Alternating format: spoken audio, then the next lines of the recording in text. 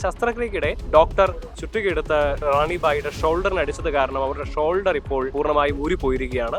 ഡോക്ടർമാരുടെ അനാസ്ഥ കാരണം തനിക്ക് ഗുരുതരമായ പ്രശ്നങ്ങൾ ഉണ്ടായി എന്ന് കാണിച്ചുകൊണ്ട് റാണിബായി മെഡിക്കൽ ബോർഡിനടക്കം പരാതി നൽകുന്ന ഒരു സാഹചര്യം ഉണ്ടായി. 1.5 വർഷം കമ്പ്ലീറ്റ് നടന്ന് അത് കഴിഞ്ഞതിന് ശേഷം എടുത്തതിലാണ് അവരെടുത്തുന്നത് പൊട്ടിയത്.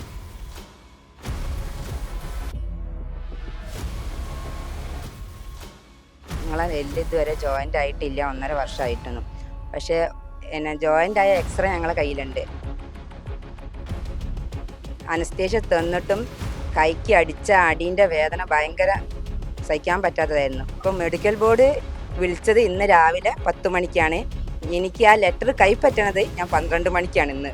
ഈ ഡോക്ടർമാർ എന്തിനാ എനിക്ക് 2 സർജറി ചെയ്തതെന്ന് മെഡിക്കൽ ബോർഡിൻ്റെ മുമ്പിലായിരുന്നു എനിക്കിത് ചോദിക്കേണ്ടിയിരുന്നത്. അതില്ലാതാക്കാൻ വേണ്ടിയിട്ടാണ് ഈ സമയം വൈകിട്ട് എനിക്ക് ലെറ്റർ ഇന്ന് കിട്ടിയത്. നമസ്കാരം. നമ്മുടെ സർക്കാർ ആശുപത്രികളിൽ ഡോക്ടർമാർ രോഗികളോട് കാണിക്കുന്നത് എന്താണ് എന്നുള്ള ചോദ്യം ഉയർന്നു കേൾക്കുന്ന ഒരു കാലത്തിലാണ് നമ്മളെല്ലാവരും ജീവിക്കുന്നത്. ഇവിടെ കോഴിക്കോട് ബേപ്പൂർ സ്വദേശിനിയായ റാണിബായി എന്ന യുവതി തന്റെ ഷോൾഡറിനേറ്റ പരിക്ക് കാരണം കമ്പി ഇടുന്നതിന് വേണ്ടി ആശുപത്രിയിൽ എത്തുന്നു. തുടർന്ന് 1 വർഷത്തിന് ശേഷം ഈ കമ്പി അഴിക്കുന്നതിന് വേണ്ടി കോഴിക്കോട് ബീച്ച് ആശുപത്രിയിൽ ചികിത്സയ്ക്കായി എത്തുന്നു. തുടർന്ന് ഒരു ശസ്ത്രക്രിയയ്ക്ക് ഈ യുവതി വിധേയയാകുന്നു. എന്നാൽ ശസ്ത്രക്രിയക്കിടെ ഡോക്ടർ ഒരു ചുറ്റുകെടുത്ത് റാണിബായിയുടെ ഷോൾഡറിന് അടിച്ചത് കാരണം അവരുടെ ഷോൾഡർ ഇപ്പോൾ പൂർണ്ണമായും ഊരിപ്പോയിരിക്കുകയാണ്. തുടർന്ന് മെഡിക്കൽ കോളേജ് ആശുപത്രിയിൽ വിദഗ്ധ ചികിത്സയ്ക്ക് വേണ്ടി എത്തിയപ്പോൾ അതിന് യാതൊരു ചികിത്സയുമില്ല എന്നാണ് തുടർന്ന് മെഡിക്കൽ കോളേജ് ആശുപത്രിയിലെ അധികൃതരും ഇവരെ അറിയിച്ചത്.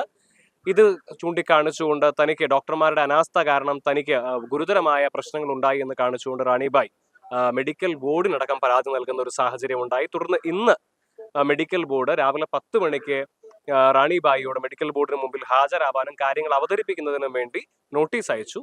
എന്നാൽ ആ നോട്ടീസ് റാണിബായിക്ക് ലഭിക്കുന്നത് ഇന്ന് ഉച്ചയ്ക്ക് 12 മണിക്കാണ്.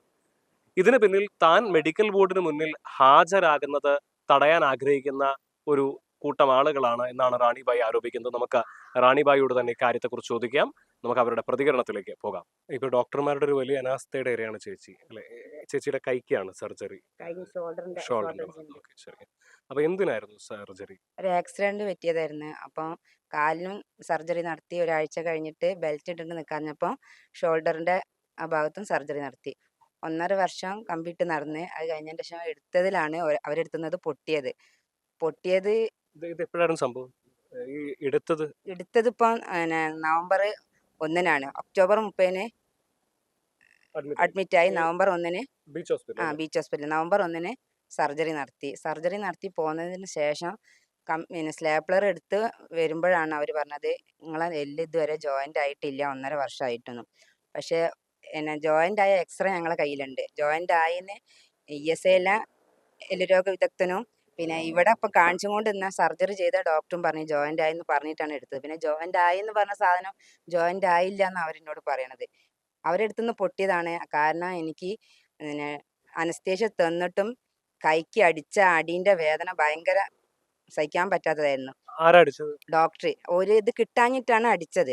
പക്ഷെ ആ അടിയിലാണ് ഇത് പോകുന്നതെന്ന് എനിക്ക് ഉറപ്പാണ്. കാരണം എല്ലാ കമ്പികളും എടുത്തു കഴിഞ്ഞതിൻ്റെ ശേഷമാണ് ഇതെന്താണെന്ന് അറിയാത്ത രീതിയിൽ അവരടിച്ചത് കിട്ടാൻ വേണ്ടിയിട്ട്.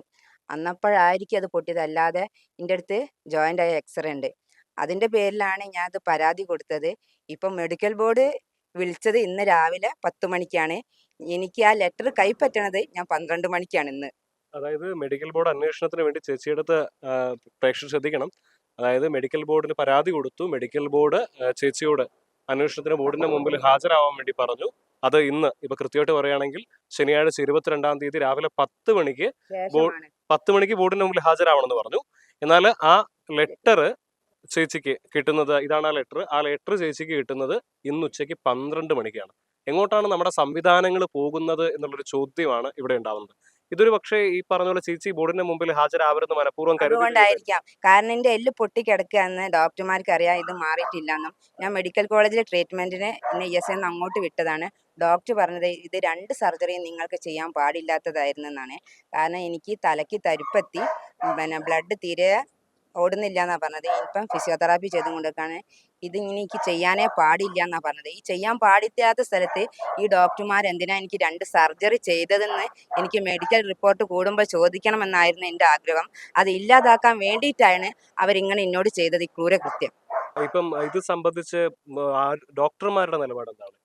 ഡോക്ടർമാർ എനിക്ക് ട്രീറ്റ്മെന്റ് നടത്താന്ന് പറഞ്ഞ ഒരു ലെറ്റർ അയച്ചിട്ടുണ്ട്. മെഡിക്കൽ കോളേജിൽ നിന്ന് എനിക്ക് ട്രീറ്റ്മെന്റ് ഇല്ലാന്ന് പറയുന്നത് ബീച്ച് ഹോസ്പിറ്റലിൽ നിന്ന് ഏത് ട്രീറ്റ്മെന്റ് ആണ് എനിക്ക് തരാന്നാണ് എനിക്ക് അറിയേണ്ടത്.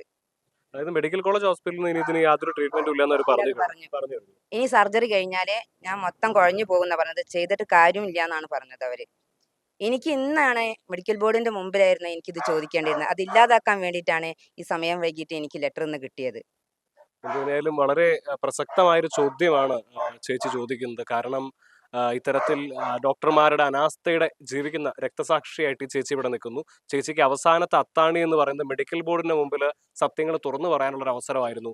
എന്നാൽ ഇത്തരത്തിൽ നമ്മുടെ ഉദ്യോഗസ്ഥ വൃന്ദത്തിന്റെ അനാസ്ഥ കാരണം അതും ചേച്ചിക്ക് ഇപ്പം നഷ്ടപ്പെട്ടിരിക്കുകയാണ്. ഇനി എന്ത് ചെയ്യണം എന്നറിയാത്തൊരു ചോദ്യത്തിലാണ് ഇപ്പോൾ ഈ ചേച്ചി നമ്മുടെ മുമ്പിൽ നിൽക്കുന്നത്. കോഴിക്കോട് നിന്നും അൻവറിനൊപ്പം നിഖിൽ കക്കാടത്ത്, മറുനാടൻ ടീം.